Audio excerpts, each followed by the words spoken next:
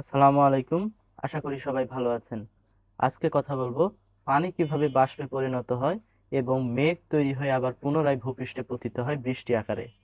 লক্ষ্য করলেই দেখবেন পৃথিবী পৃষ্ঠে বিস্তীর্ণ জলরাশি থেকে পানি বাষ্পে পরিণত হয়ে আকাশে উড়ে যায় এবং একটি পর্যায়ে যায় মেঘ তৈরি হয় এবং পুনরায় সেই মেঘ ঘনীভূত হয়ে পুনরায় আবার বৃষ্টি পতিত হয় ভূপৃষ্ঠে।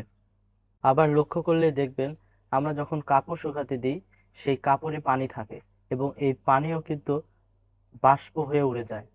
কিন্তু আমরা জানি যে পানি 100 ডিগ্রি সেলসিয়াস তাপমাত্রায় ফুটতে শুরু করে, অর্থাৎ বাষ্পে পরিণত হয়।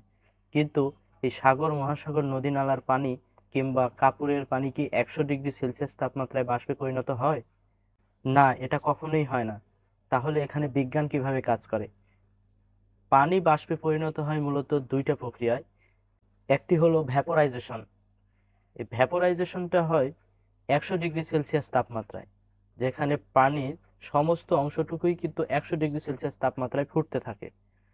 অন্যদিকে ইভ্যাপোরাইজেশন, এই ইভ্যাপোরাইজেশনটা মূলত এখানে 100 ডিগ্রি সেলসিয়াস তাপমাত্রায় ঘটে না, এটা যে কোনো তাপমাত্রায় ঘটে এবং পানির জাস্ট উপরের লেয়ার থেকে একটি জায়গা থেকে এই বাষ্পে পরিণত হয়।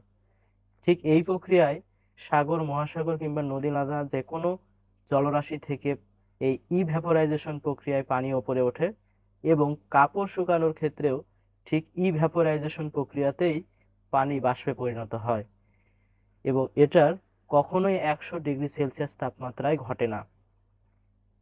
আশা করি সবাই বুঝতে পেরেছেন। ভালো থাকবেন, সুস্থ থাকবেন। আল্লাহ হাফেজ।